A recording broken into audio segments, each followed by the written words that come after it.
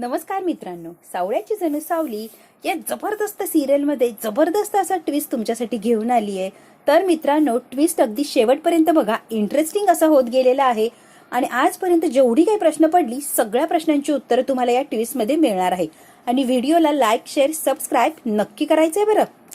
सावली आणि ओवीने इतकं जबरदस्त स्टेज गाजवलेलं असतं. विठू माऊलीच्या गजर असा काय केलेला असतो की त्याने अख्खी पंढरी दुमदुमून टाकलेली असते. ओवी आणि सावली इतकं जबरदस्त गाणं गातात, इतक्या जबरदस्त अभंग, ओव्या, भक्तगीतं इतकं सुंदर सुंदर त्याने गायलेलं असतं. आणि एवढ्याशा पिटुकल्या ओवीने तर कमाल केलेली असते. असं काय विठुरायाचं भजन तिने गायलेलं असतं की सगळी लोक अगदी मंत्रमुग्ध झालेली असतात आणि कौतुक करत असतात की खरंच काय एवढीशी पोरगी आहे, पण काय कमाल आहे. सावली आणि ओवीने जो काही तो स्टेज गाजवलेला असतो, एवढा मोठा त्यांना मंच मिळालेला असतो, त्याचं त्यांनी संधीचं सोनं करून दाखवलेलं असतं. खरं तर ही संधीचं सोनं होऊ नये यासाठी बऱ्याच लोकांनी झटापट केली, पण साक्षात विठू माऊली सावली आणि ओवीच्या पाठीमागे असल्यामुळे त्यांना कशालाही काहीही कमी पडलं नाही. सगळं व्यवस्थित झालं आणि स्टेजचं असं गाजवलंय, अगदी दणक्यात त्याने कार्यक्रम पूर्ण केलेला असतो. सावली आणि ओवी आता सगळीकडे झळकणार असतात. आता यांचा कार्यक्रम छान असा रंगात आलेला असतो. सारंग आणि अबीर आलेले असतात. खूप खूप घाबरलेला असतो सारंग, त्याला कळतच नसतं मी काय करू आणि काय नाही, त्याला रिॲक्टही होता नसतं. तो फक्त सावली आणि ओवीच्या समोर बरोबर स्टेजच्या बसलेला असतो. अबीर हात वगैरे करून हाय हॅलो करतो बसल्या जागेवरून, पण सारंगची तेवढी सुद्धा इच्छा नसते, कारण सारंग इतका घाबरलेला असतो, अगदी बिथरलेला असतो. सावली आणि ओवी जेव्हा सारंगला बघतात तेव्हा कम्मालीचा आनंद झालेला असतो त्यांना की फायनली आलाय माझा बाबा माझं गाणं ऐकायला. आणि सावलीलाही छान वाटतं की माझा अबीर आलाय. आता अबीरला सुद्धा विठुरायाचं दर्शन वगैरे घेता येईल आणि छान असं आपण पंढरपुरात फिरू आणि मग काय निवांत घरी जाऊया. सावलीलाही छान वाटतं आणि इतका जबरदस्त कार्यक्रम जो चाललेला असतो, सारंग अगदी मंत्रमुग्ध होतो. एवढीशी माझी ओवी आणि माझी सावली काय जबरदस्त स्टेज गाजवताय, जणू काही मायलिकी दिसताय. सारंगला फार कौतुक लागत असतं. आणि अबीर तर काय, अबीरची बहीण आणि अबीरची आई दोघींनी स्टेज गाजवलंय म्हटल्यावर काय कम्मालीचा खुश असतो.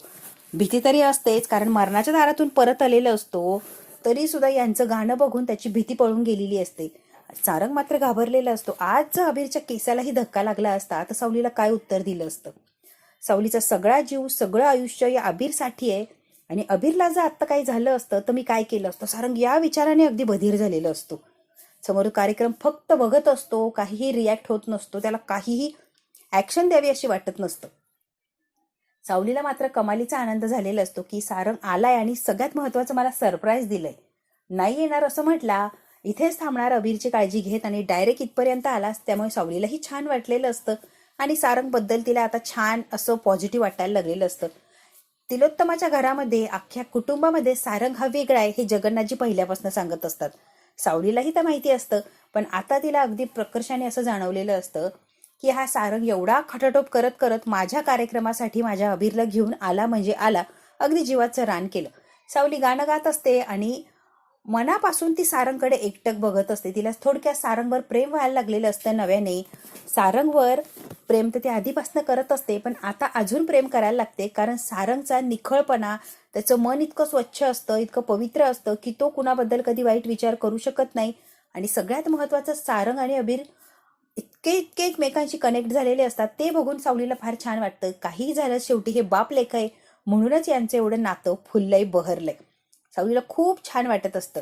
कार्यक्रम छान असा दणक्यात पार पडलेला असतो. आता ती लोक असतात, ती कौतुक करतात आणि सावली आणि ओवीचा सत्कार करायचा असतो. धूम धडाक्याचा असा सत्कार केलेला असतो. इतकं त्यांचं छान फोटोज वगैरे, ढोल ताशा, काय म्हणू, इतकं कौतुक केलेलं असतं या सावली आणि ओवीचं.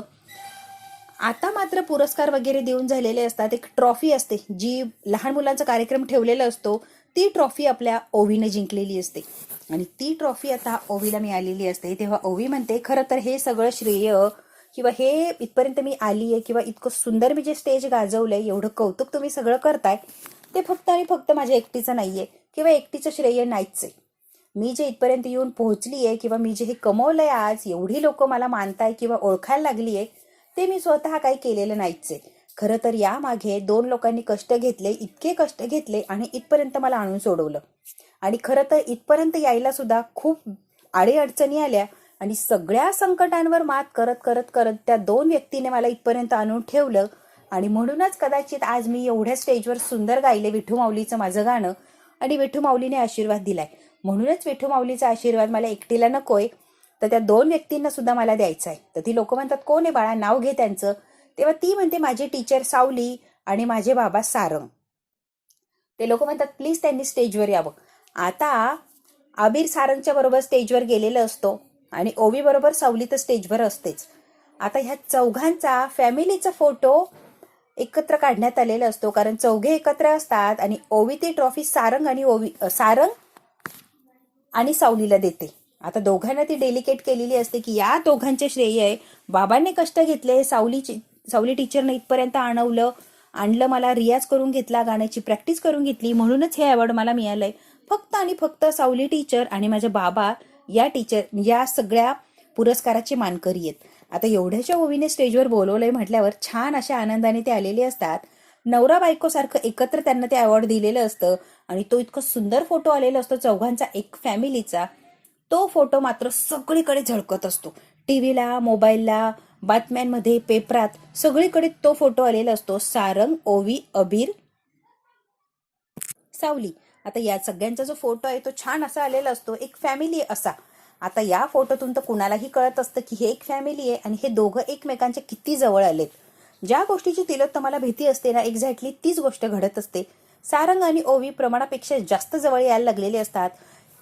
सावली आणि सारंग प्रमाणापेक्षा जास्त जवळ यायला लागलेले असतात. ओवीच्या नादाने के होईने सारंग सारखा सावलीकडे जात असतो आणि तिच्याकडे अट्रॅक्ट होत असतो आणि सावलीला सुद्धा छान वाटत असतं की सारंग माझ्याकडे सारखा येतोय. आता सावली आणि सारंग मध्ये नव्याने प्रेम व्हायला लागलेलं असतं आणि हे नव्याने होणारं प्रेम दोघांनाही प्रकर्षाने जाणवत असतं. आता सगळं स्टेजवर फोटो वगैरे होतात, ऑटोग्राफ, सगळं छान असं कार्यक्रम होतो. सावली आणि ओवी आता खाली आलेली असतात. खाली येतात तर अमृता बिचारीला खूप अशी काळजी लागून राहिलेली असते की काय झालंय. ती लगेच त्या सारंगला फोन लावते आणि सारंग फोन उचलतो. बोल ग वहिनी. अरे सारंग, काय झालंय, काय नाही, तू स्टेज तिथे गेलाय की नाही, गाणं बघायला मिळालं की नाही, आपल्या ओवीने गाणं गायलं की नाही, मुळात कार्यक्रम झालाच कसा. अमृताला इतकं कौतुक लागत असतं आणि काळजीही लागलेली असते की ओवीचं गाणं कसं झालं. तेव्हा म्हणतो, हो वहिनी, जरा रिलॅक्स हो, तुझ्या लेकीचं गाणं 1 नंबर झालंय, अख्खा स्टेज गाजवलाय आणि पंढरपुरात सगळीकडे सावली आणि ओवीच झळकताय. इतकं सुंदर त्यांनी गाणं गायलंय, इतकं सुंदर त्यांनी भजनं गायली आहेत ना की विठू माऊलीने त्यांना आशीर्वाद दिला आणि पहिला नंबर आलाय तुझ्या ओवीचा.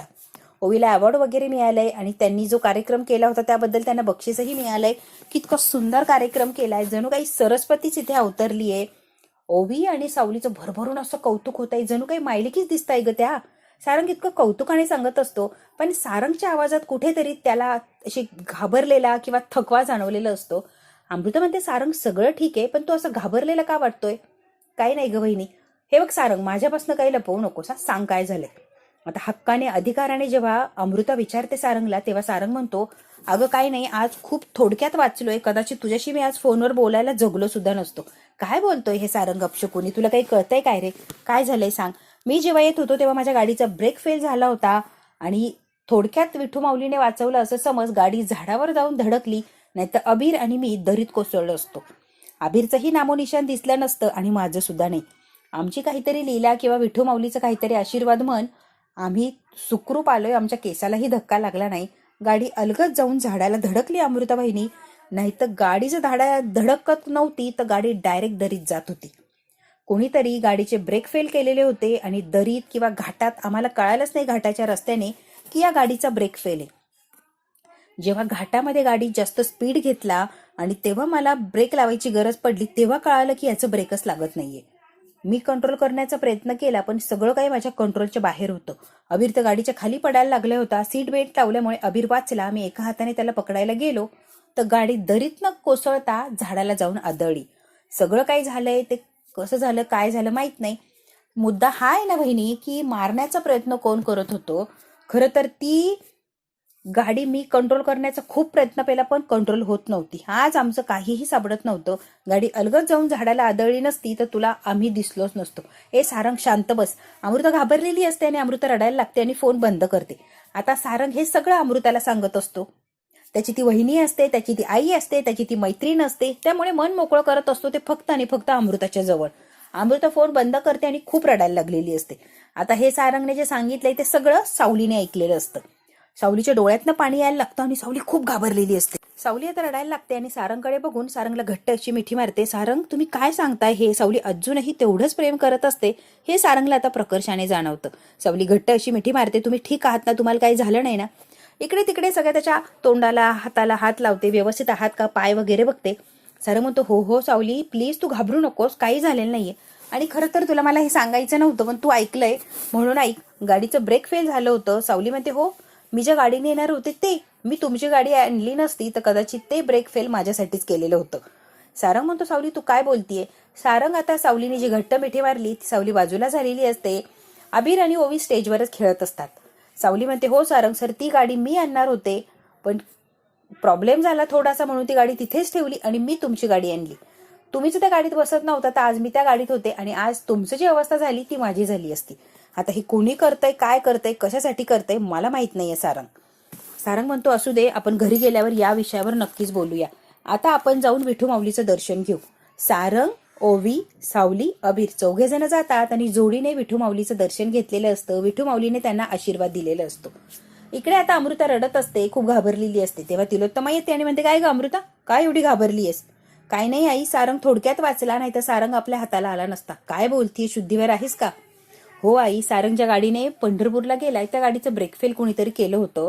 सारंग अगदी थोडक्यात वाचला. गाडी झाडावर जाऊन आदळली, नाहीतर सारंग दरीत कोसळत होता आणि सारंग म्हणाला की माझं काहीच सापडलं नसतं.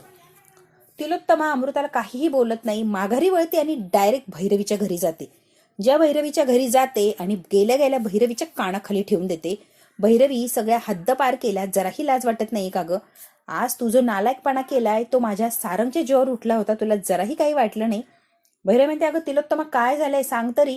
तू गाडीचं ब्रेक फेल का केलं आणि माझ्या सारंगला मारण्याचा का प्रयत्न केला? आज जर माझा सारंग झाडावर जाऊन आदळत नव्हता तर आज त्याचा जीव जात होता. भैरवी, तुझी आणि माझी मैत्री होणं अशक्य आहे. तू आणि मी एकत्र येणं इम्पॉसिबल आहे. आपण कधीही एकत्र येऊ शकत नाही आहोत. भैरवी म्हणते, माझं ऐकून तरी घे. ती गाडी मी सावलीची गाडी होती आणि सावलीच्या गाडीचं ब्रेक फेल केलं होतं की ओवी आणि सावली एकाच वेळेला ऍक्सिडेंटमध्ये जातील. तुझाही काटा जाईल आणि माझाही काटा जाईल. तिलोत्तमा, माझ्यावर विश्वास ठेव. सारंगच्या गाडीला मी काहीच केलं नाहीये. तू सारंगच्या गाडीला काही केलं नाही. सावली तर सुखरूप पोहोचली, मग सारंगला कशी अडचण आली? भैरवी म्हणते, जरा ऐकून घेतीस का? कदाचित सावली आणि सारंगची गाडी एक्सचेंज केली असेल त्यांनी. सावली सारंगच्या गाडीनं गेली असेल आणि सावली जी गाडी ठेवली त्या गाडीनं सारंग गेला असेल. म्हणूनच कदाचित हा अपघात झालाय. मला सारंगला मारण्याचा काही एक उद्देश नव्हता. जर माझ्या पोराच्या केसालाही धक्का लागत होता तर मी काय तुला जिवंत ठेवत नव्हते. तिलोत्तमा, जरा शांत हो. मी सारंगला का मारीन ग? आणि त्याला मारून मला काय करायचंय? विश्वास ठेव माझ्यावर. आता मात्र यांच्या समझोता चाललेला असतो, भांडणं चाललेली असतात. कुणी नमतं घेतं तर कुणी हायपर होतं. तेवढ्यात काय मोबाईलला लगेच त्या न्यूज सुरू झालेली असतात. सारंग ओवीचा जो सोबतचा फोटो आहे तो सगळीकडे यायला लागलेला असतो. तिलोत्तमाच्या अजून तळपायाच्या मस्तकात जाते की ही सावली जितकी लांब लोटावी तितकी माझ्या सारंगच्या जवळ काय येते. बघू आता तिलोत्तमाला जो राग आलाय तो ती कसा व्यक्त करणार आणि सावलीला सारंगच्या रस्त्यातून कसं दूर करणार. तिलोत्तमा आणि भैरवी हे जर बघायचं असेल ना मित्रांनो, तर बघायला लागणार आपल्याला पुढचा भाग. हा भाग इथेच संपतो. व्हिडिओला लाईक, शेअर, सबस्क्राईब नक्की करायचंय. धन्यवाद मित्रांनो.